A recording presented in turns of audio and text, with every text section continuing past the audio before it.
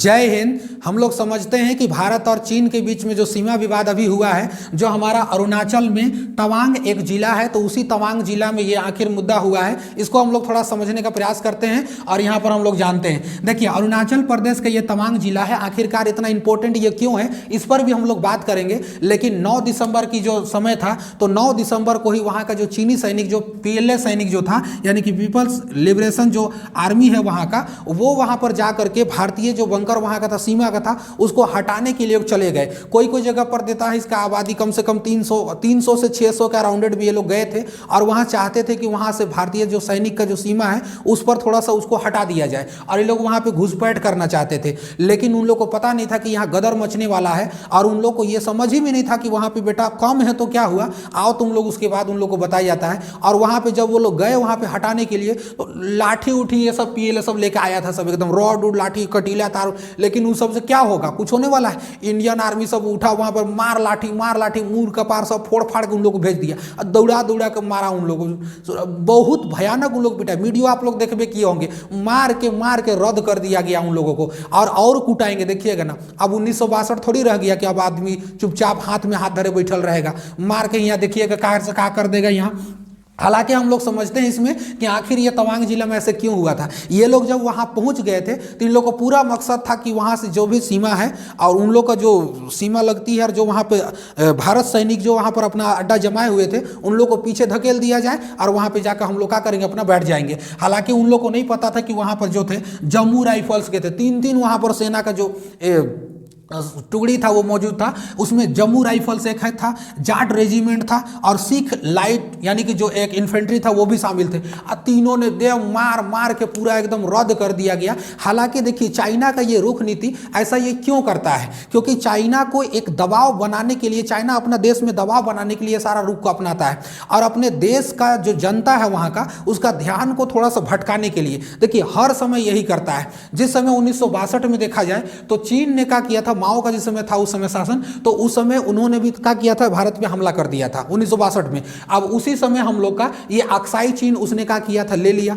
और आज तक अक्साई चीन उसी के पास है। तो ये उसका रुख है कि जब जब वहां पर देश विरोधी, मतलब अपना देश में जब विद्रोह, यानी कि चीन के खिलाफ जब विरोध होने लगेगा सरकार के खिलाफ। और ऐसा क्यों है, क्योंकि देखिए कम्युनिस्ट देश है, कम्युनिटी पार्टी, वहाँ सरकार चलती आती है, एक ही सरकार जब से चल रहा है तब से चलिए रहा है, सरकार बदलने का नाम ही नहीं। तो जब वहाँ का जनता काफ़ी विरोध करने लगती है, तब सरकार वहाँ का जनता का ध्यान भटकाने के लिए वो अलग थलग काम करने लगता है। आपको पता होगा 2020 में जब कोरोना आया, पूरा दुनिया, पूरा वर्ल्ड जब दबाव डालने लगा चाइना में, तो चाइना सोचने लगा भाई कि अब इस दबाव को, इस आदमी का ध्यान को भटकाया कैसे जाए। तो उसने क्या किया, जरा घुस गया यहाँ पर गलवान घाटी जो यहाँ पर लद्दाख का एरिया था, उसमें घुस गया, और उसमें घुस करके विवाद कर दिया। अब सब वहाँ पे झड़प हो गया, वहाँ पर इंडिया और उसके बीच में। अब वहाँ पे ध्यान उधर चला गया सब। तो चाइना की ये रुख रखता है। अब भी देखिएगा तो उसका देश में, चीन में काफ़ी ज़्यादा विद्रोह वहाँ पर हो रहा है, और विद्रोह हो रहा है। तो इस विद्रोह को दबाने के लिए, जनता का ध्यान को भटकाने के लिए, और न्यूज़ चैनल वालों को सब अपने अपने तरीका से काम करने के लिए सबको बोल दिया भैया अब इधर आ जाओ। और यहाँ अरुणाचल प्रदेश के तवांग में ये घुस गया, और घुसने के बाद अब जो नॉर्मल सी बात है, जब एक दूसरे देश का लड़ाई होगा तो सारा कंट्री का या देश का उधर ही ध्यान चला जाता है। तो चाइना ये रुख बहुत खतरनाक अपनाता है। खैर, भारत को भी इसको सतर्क रहना चाहिए, और काफ़ी अच्छा जवाब, अबर तो भाई हद तक जवाब दे दिया गया है। जिस भाषा में उसको जवाब देना चाहिए उस भाषा में जवाब दीजिए उसको, और जैसा वो चाहता है कि हम इसी से सीखेंगे तो वैसा ही उसको सीख दीजिए, जिस ज्ञान में वो समझता है। भाई बीन बजा के अगर सुनता है तो बीन बजाइए, अगर वो बंदूक का धुन सुनना चाहता है तो उसी को। हालांकि यहाँ पर कोई ज़्यादा विवाद ज़्यादा नहीं हुआ। हालांकि हम लोग अभी समझेंगे कि आखिर यहाँ पर या चाइना और जो इंडिया का बॉर्डर है उस पर आखिर गोली क्यों नहीं चलाया जा सकता है। तो वहाँ पर भी एक एग्रीमेंट है, सीज फायर का एग्रीमेंट किया गया है कि यहाँ पर इंडिया और जो चीन का सीमा है वहाँ पर दोनों सैनिक जब पेट्रोलिंग भी करने जाएंगे तो वहाँ पर एक दूसरे का हथियार लेके नहीं जा सकते हैं। ये एग्रीमेंट हो चुका है, ठीक है ना। तो इसको हम लोग आगे समझेंगे अभी कि ये कब हुआ था, कैसे हुआ था, आखिरकार ये जगह को इंपॉर्टेंट क्यों मानता है। तो यहाँ पे 3 रेजिमेंट था, इसको इन्होंने धो के उड़ा दिया। हालांकि करके देखिएगा तो ये वाला जगह को हम लोग अब समझते हैं कि आखिर ये जगह इतना इंपॉर्टेंट क्यों है। देखिए 1996 में एक रिपोर्ट बनाया गया था, एक समझौता किया गया था जिसको सीज फायर के भी नाम से जानते हैं। उसमें यही समझौता किया गया था कि जब भी भारत और चीन का जो सेना है वे एक दूसरे में अगर बॉर्डर अगर किसी पर अगर इसी तरह से विवाद हो जाता है तो वो लोग कभी भी मतलब वो लोग एक दूसरे से मतलब वार नहीं करेंगे, यानी कि वो गोली वोली नहीं चलाने का आदेश दिया गया है, एक समझौता किया गया है। पेट्रोलिंग भी करने अगर वहां जाते हैं तो ज़्यादा खतरनाक हथियार आप लेकर के वहां पर नहीं जा सकते हैं। इसलिए देखिएगा जब भी झड़प उड़प होता है तो हाथ से हाथापाई ये सभी थोड़ा बहुत होता है। यहाँ पर हथियार चलाने का दोनों देश को ऐसा इजाजत नहीं है। लेकिन अबर देखा गया कि भाई वो लोग हथियार के साथ भी उस टाइप से थे, लेकिन वहां पर कभी गोली वोली चलने का अभी तक पता नहीं चल पाया। देखिए आखिर ये क्यों है, देखिए ये देखिएगा तो ये अरुणाचल प्रदेश जो है ये पूर्वोत्तर में पड़ता है, और पूर्वोत्तर देखिएगा तो चाइना के दृष्टिकोण से ये बहुत खतरनाक जगह है, यानी कि इसको हर एक रणनीति बनाना पड़ेगा। तो ये भारत को हर दिशा से घेरना चाहता है, चारों तरफ से घेरना चाहता है इंडिया को है।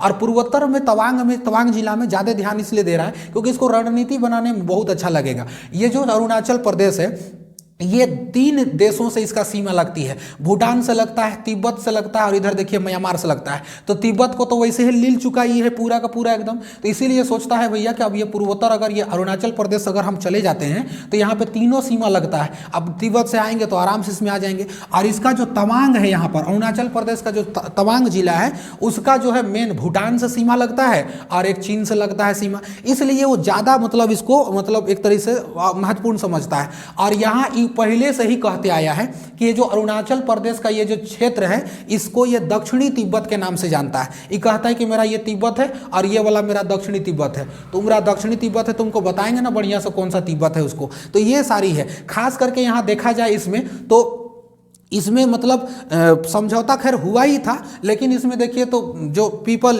ये वाला जो इसका आर्मी था यानी कि पीपल लिबरेशन जो आर्मी है इसका, वही लोग यहाँ पर आए थे। और ये देखिए करने का कुछ वजह भी है। यहाँ पर कुछ समय पहले ही यहाँ पर अमेरिका का और भारत का जो सेना थे उन्होंने युद्ध अभ्यास किया था, तो चीन को ये रास नहीं आई कि भाई इतना, और ये पता कुछ चीन का सीमा का जस्ट 100 किलोमीटर के अंदर में ये चीज हो रहा था। अब बताइए, तो तुम भी तो ले आया था यहाँ पर श्रीलंका में, हम लोग लाख मना किए कि भाई तुम नहीं लाओ, जहाज नहीं ला सकता है।